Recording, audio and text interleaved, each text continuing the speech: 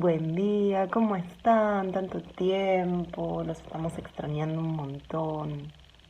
Me imagino que se están portando bien, que están haciendo toda la tarea, que no están haciendo renegar a las familias, que se están quedando adentro. Me imagino que están completando todas las tareas. Y me imagino que no tienen dudas, porque yo dije, si tienen alguna duda me preguntan a través de la mamá referente y no me llegó ninguna duda, así que supongo que será muy fácil. Bueno, les quiero contar que parece que la cuarentena se va a extender bastante. Ya vieron lo que está pasando en otros países del mundo y como no quieren que eso pase acá, eh, y aparte vieron que ya viene el frío, bueno, parece que se va a extender la cuarentena. Así que vamos a tener que empezar a trabajar de otra forma. Vamos a trabajar un poquito más intenso a partir de hoy, porque bueno, esto parece que se va a extender bastante, ¿sí? Yo pensé que era, bueno, un mes, 15 días, pero no. Parece que se va a extender bastante, porque encima ahora viene el frío, así que bueno, hay que cuidarse más. Se tienen que cuidar, tienen que tratar de no salir lo menos posible. Bueno, todo lo que ustedes ya estuvieron escuchando en la tele, lo que estuvieron trabajando con el cuestionario que la señora les mandó, que estuvieron trabajando con el coronavirus, así que ya saben cómo cuidarse, qué cosas hacer y qué cosas no. Y bueno, desde acá yo les voy a empezar a mandar más actividades, vamos a empezar a retomar un poco la agenda de lo que íbamos a ir haciendo durante el año, porque si no se va a extender mucho y nos vamos a perder bastantes cosas. Así que bueno, hoy les voy a presentar a uno de mis autores favoritos. Ustedes ya saben que yo tengo un autor favorito que se llama Galeano. Compartimos un mate.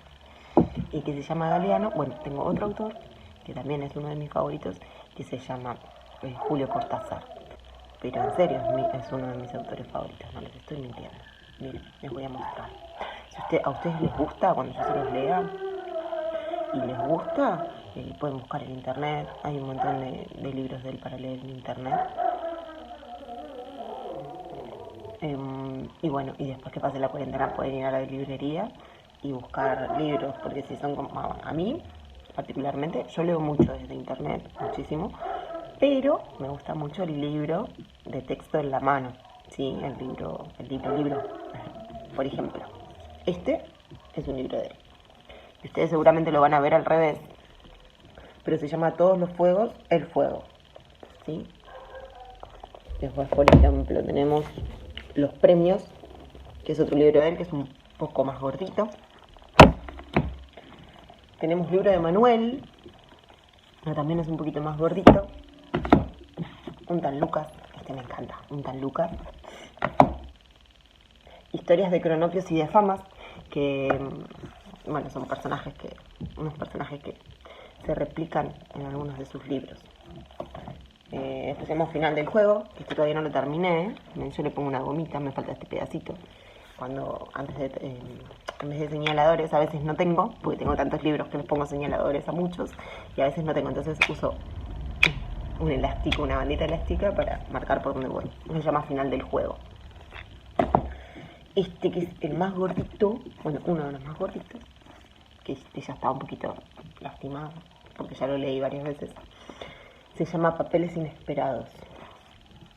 Esta es una colección que salió de él, es de Alfaguara, ¿ven? Es de Alfaguara, y esto es una colección. Después tenemos otro gordito que se llama Los Autonautas de la Cosmopista. Este es él. Después tenemos Queremos tanto a Glenda. Los dibujos de esta colección son como de cada uno de sus cuentos, porque en realidad son muchos relatos, y nada, hay dibujitos de cada uno de los relatos. Imágenes en realidad, no son dibujos. Bueno, algunos son dibujos, otros son imágenes. Este se llama Las Armas Secretas. Ustedes lo ven al revés, se llama Las Armas Secretas. Salvo el crepúsculo. Perdón, me gustan, por eso me quedo mirándolos. Salvo el crepúsculo. Y este se llama 62, modelo para armar. Los comparto. Bueno, esta es toda una colección que tengo yo. Esta es una colección que tengo yo, sí, lo voy a llegar a ver. Un montón. Y por último les voy a presentar del que voy a leer hoy, ¿sí? Que se llama Bestiario. Bestiario. Bueno, yo les voy a leer uno que se llama Casa Tomada. Y les pregunto, a ver, ¿por qué les parece que un cuento se puede llamar Casa Tomada? ¿De qué tratará? Bueno, anótenlo antes de escucharlo, ¿sí? Sus hipótesis sobre el texto, anótenlas en la carpeta, ¿sí? Pongan la fecha de hoy y pongan mis hipótesis sobre Casa Tomada de Julio Cortázar.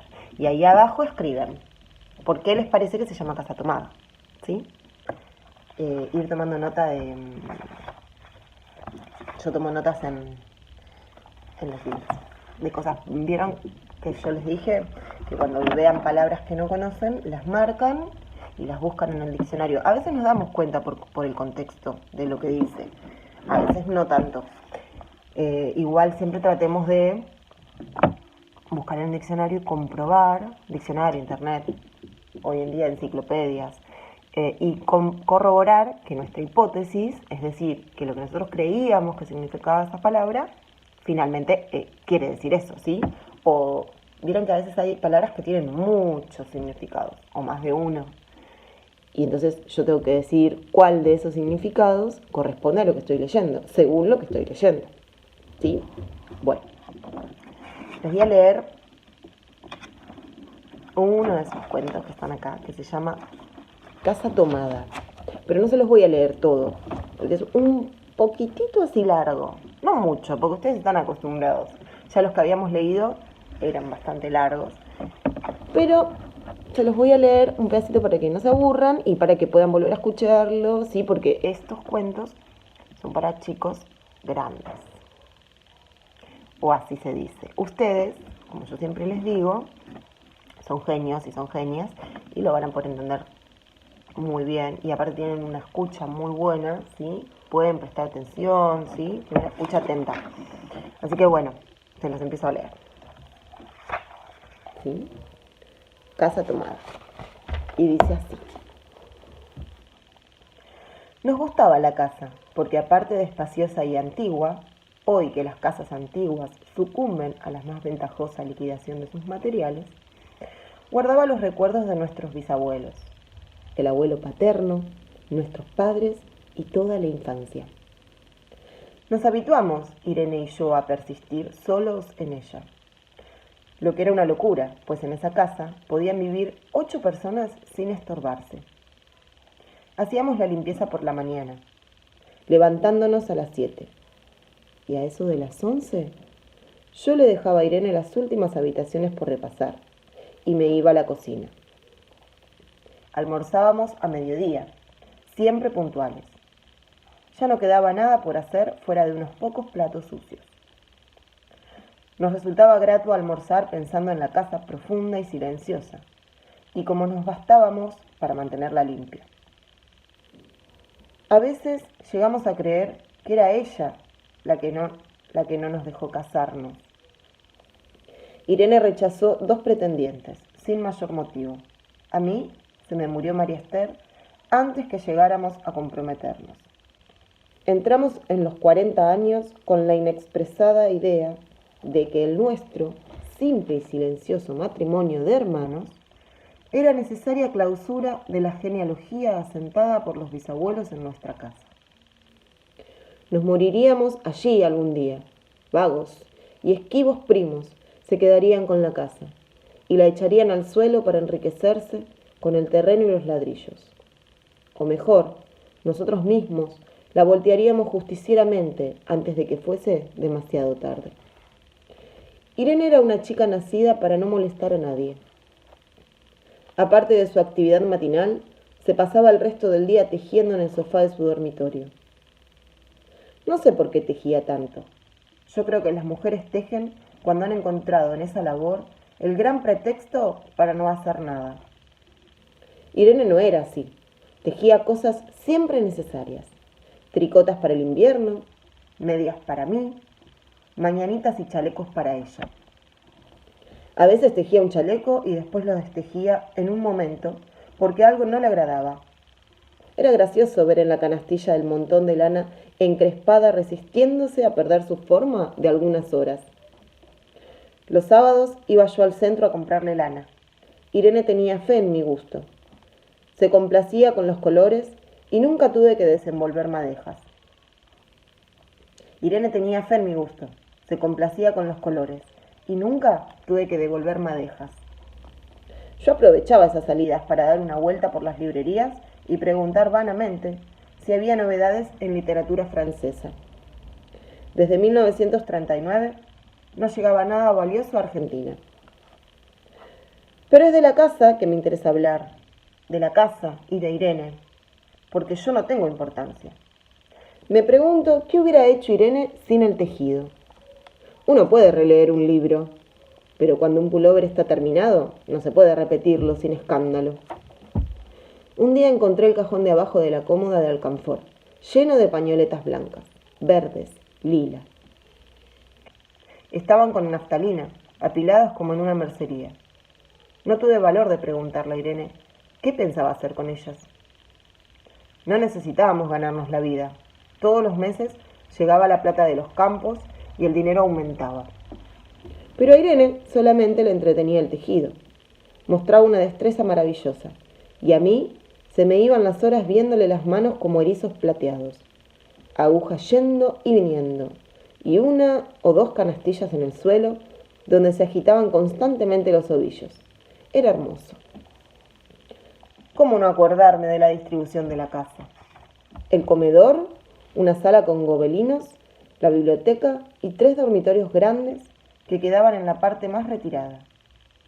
la que mira hacia Rodríguez Peña. Solamente un pasillo con su maciza puerta de roble aislaba esa parte del ala delantera donde había un baño, la cocina, nuestros dormitorios y el living central, al cual comunicaban los dormitorios y el pasillo.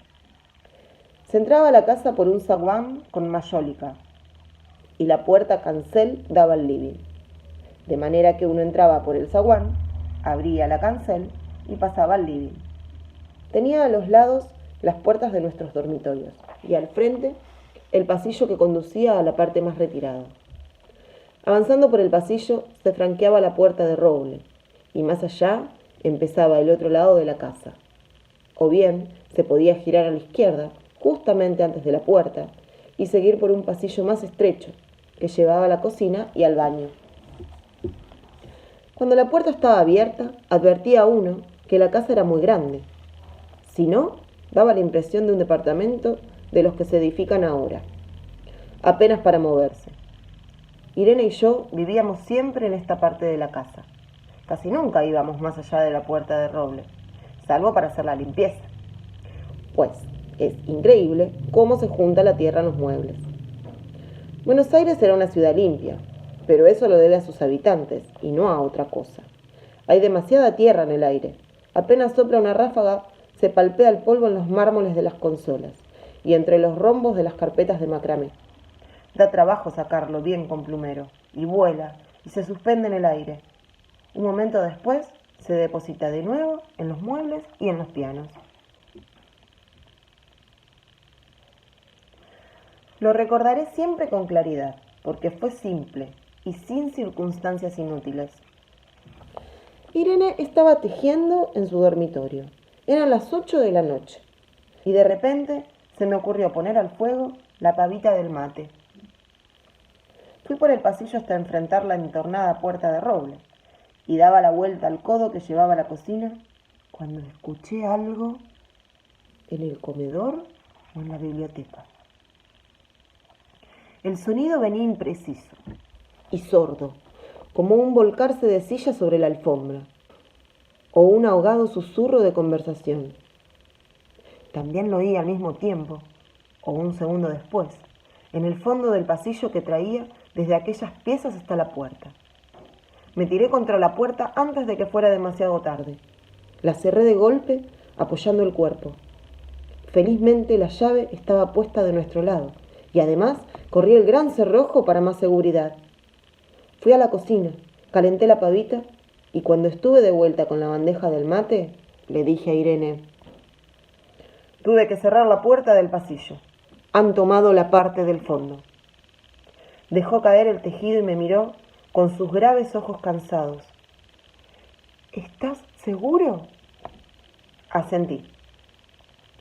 Entonces, dijo recogiendo las agujas, tendremos que vivir de este lado. Yo cebaba el mate con mucho cuidado, pero ella tardó un rato en reanudar su labor. Me acuerdo que tejí un chaleco gris. A mí me gustaba ese chaleco. Les mando un beso grande, grande, grande. Sigan portándose bien, que yo sé que son unos nenes y unas nenas hermosos, lindos y lindas, que se van a portar bien, se van a cuidar para cuidarnos a nosotros, para cuidar a sus familiares, ¿sí? Cuidémonos mucho, que esto va a pasar prontito y dentro de poquito nos vamos a poder decir buen día, darnos un beso, un abrazo.